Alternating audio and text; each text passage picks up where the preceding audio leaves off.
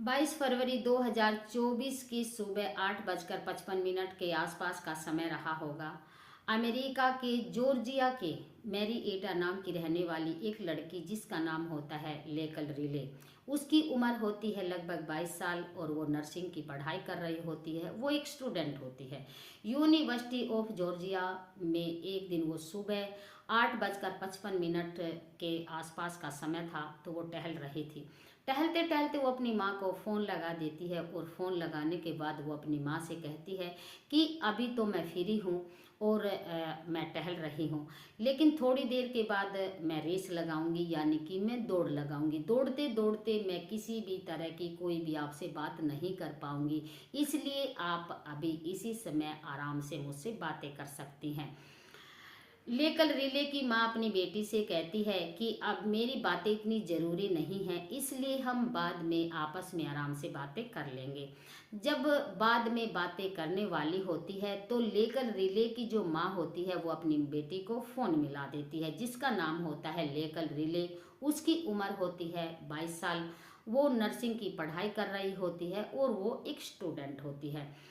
लेकिन वो जैसे उसकी माँ उसको फ़ोन लगाती है तो उसकी बेटी का फ़ोन बार बार स्विच ऑफ आ रहा था। उसकी माँ की चिंता बढ़ जाती है, माँ परेशान हो जाती है, क्योंकि उसकी बेटी के साथ उसका किसी भी तरह का कम्युनिकेशन नहीं हो पा रहा था, यानी कि संपर्क आपस में नहीं हो पा रहा था।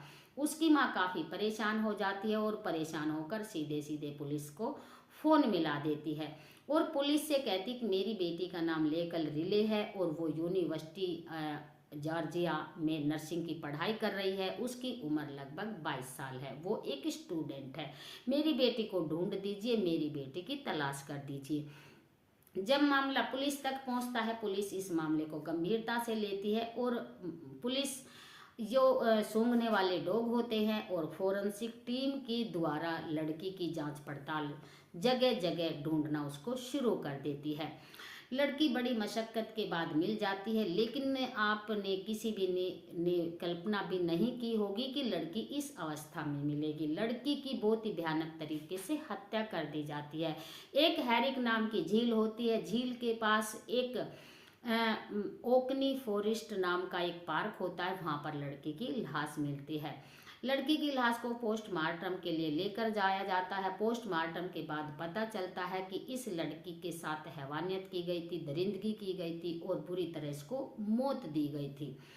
दोस्तों, आपको बता दें कि जब इस लड़की की मौत हुई थी तो इसके हाथ में घड़ी बंधी हुई थी और इसने 9:32 पर आखिरी सांस ली थी।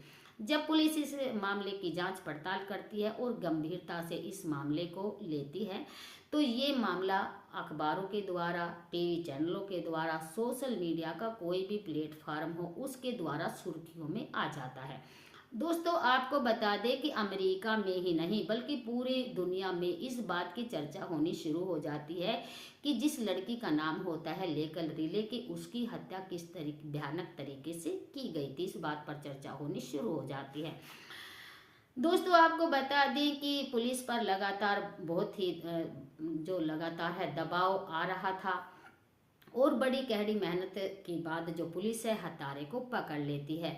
हत्यारा विदेश का रहने वाला होता है और देश का नाम होता है वेंजुला। वो वेंजुला का रहने वाला होता है। उसकी उम्र होती है 26 साल।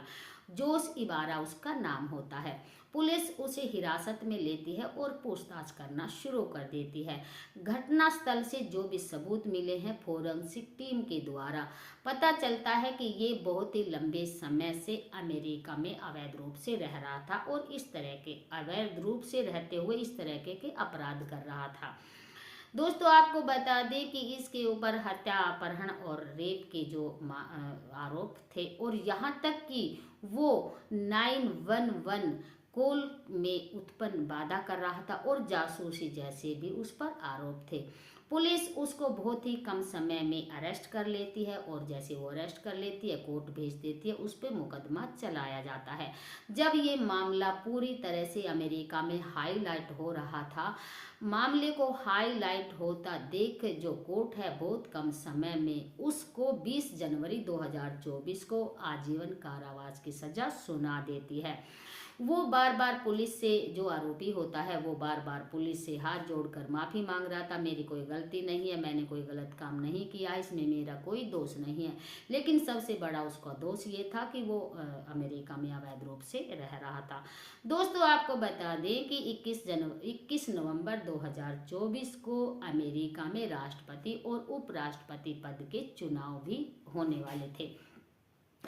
इस मौके पर पूर्व राष्ट्रपति जो ट्रंप होते हैं वो अपनी किस्मत आजमाते हैं और अमेरिका की पूरी जनता से वो वादा करते हैं कि जो भी विदेशी लोग अमेरिका में अवैध रूप से रह रहे थे, चाहे वो पाकिस्तान के, चाहे भारत हो, चाहे वो बांग्लादेश हो, कहीं के भी हो, वो राष्ट्रपति बनते ही तुम्हारी नौकरी तुम्हें दे देगा, मतलब तुम्हें नौकरी भी देगा, काम भी देगा, और जो यहाँ विदेशी लोग अमेरिका में अवैध रूप से रह रहे हैं उनको एकदम वो बाहर कर देगा।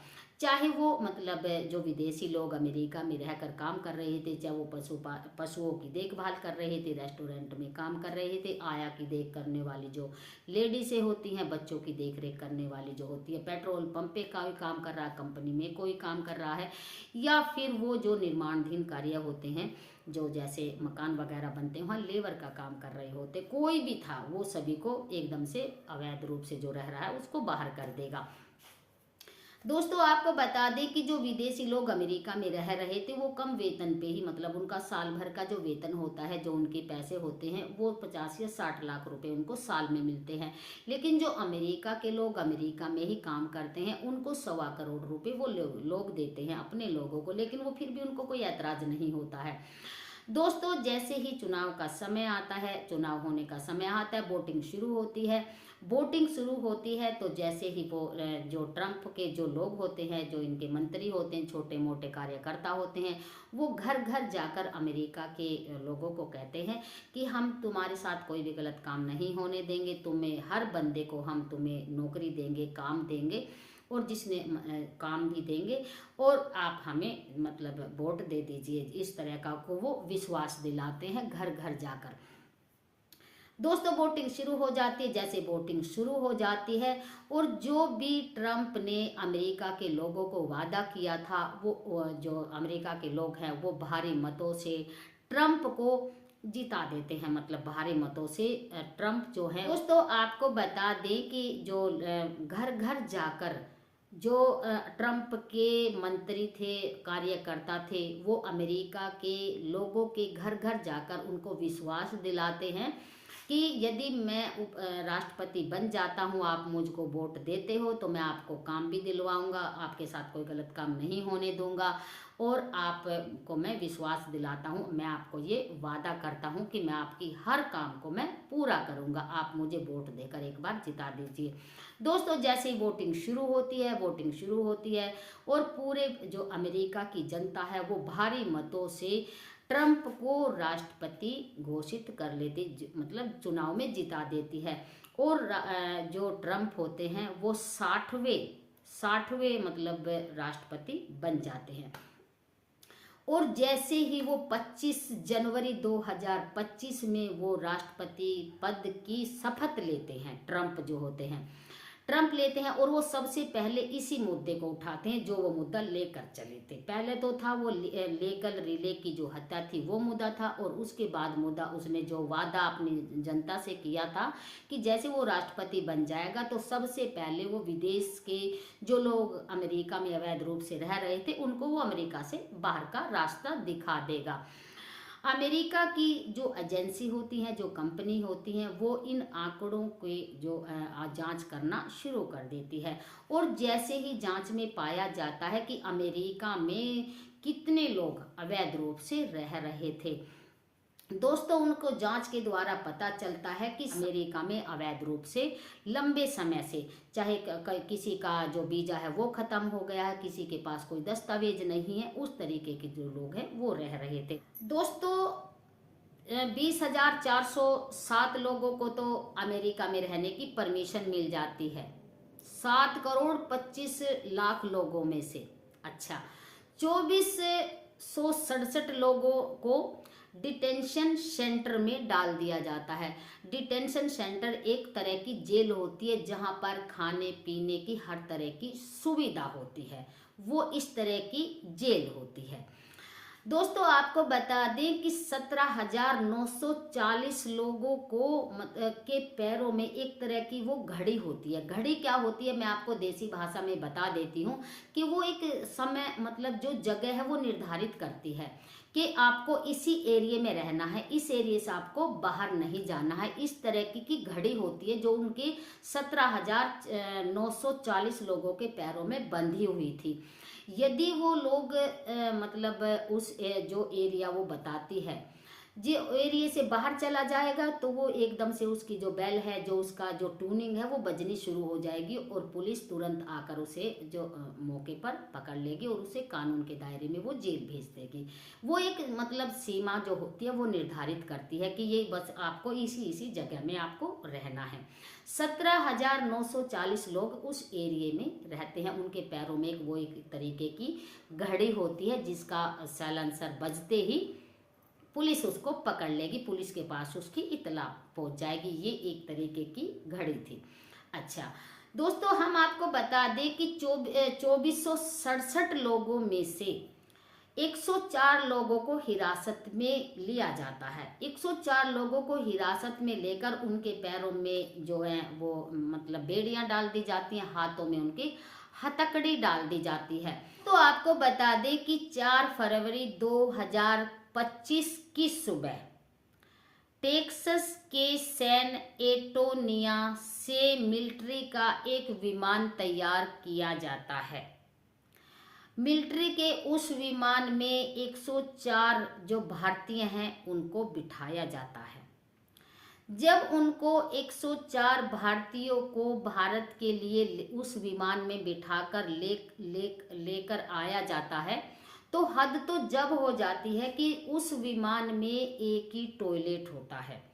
40 घंटे वो विमान हवा में उड़ता रहता है जिसमें वो 104 भारतीय बैठे हुए थे। दोस्तों आपको बता दें कि उनके साथ इतना दुर्व्यवहार किया जाता है जहां जिस जगह पर वो बैठा दिए जाते हैं, क्योंकि उनके हाथों में हथकड़ियां थी, पैरों में उनके बेड़ियां बांधी हुई थी और वो अपने आप को जो वो ना तो हिल सकते थे, ना सो सकते थे, ना वो खड़े हो सकते थे। यदि वो टॉयलेट भी जाएंगे तो वो घसीटते हुए जाएंगे। वो किसी भी तरह का मतलब आराम की जो व्यवस्था थी वो किसी भी तरह की नहीं थी। जैसे ही वो आकर अपनी जो कहानी बताते हैं, अपनी जो कहानी बयां करते हैं, उस कहानी को जो भी सुनता है उसके रोंगटे खड़े हो जाते हैं। दोस्तों आपको बता दें कि 5 फरवरी 2025 की सुबह लगभग 2 बजे का समय था। वो जो मिलिट्री का विमान था पंजाब के अमृतसर के एयरपोर्ट पर वो लैंड करता है। जैसे वो लैंड करता है वो भारतीय जो उसमें विमान से उतरते हैं और वो मीडिया से बात करते हुए रोते हुए अपनी जो कहानी है, जो दुर्दशा है वो उनके सामने बयां करते हैं, क्योंकि उनके हाथों में हथकड़ियां थी और पैरों में बेड़ियां पड़ी हुई थी। वो जो अपनी कहानी बयां करते हैं तो वो बहुत ही उनकी दुर्दशा हो रखी होती है, सबसे बातचीत करते हैं। दोस्तों आपको बता दें कि जो गुजरात के उसमें 33 लोग थे, हरियाणा के 33 थे और पंजाब के 30 लोग उसमें सवार थे।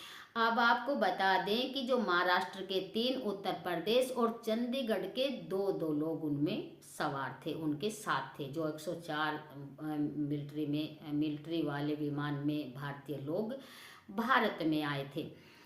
दोस्तों आपको बता दें कि वो इस तरीके की जो अपनी दुर्दशा जो कहानी है वो मीडिया के सामने बयान कर रहे थे कि एक राहत बस थोड़ी सी उन्होंने ये दी थी कि बच्चों के साथ तो थोड़ी सी उन्होंने राहत बरती, लेकिन चाहे महिला हैं चाहे बुजुर्ग हैं कि और किसी को भी उन्होंने बिल्कुल भी नहीं बख्शा है।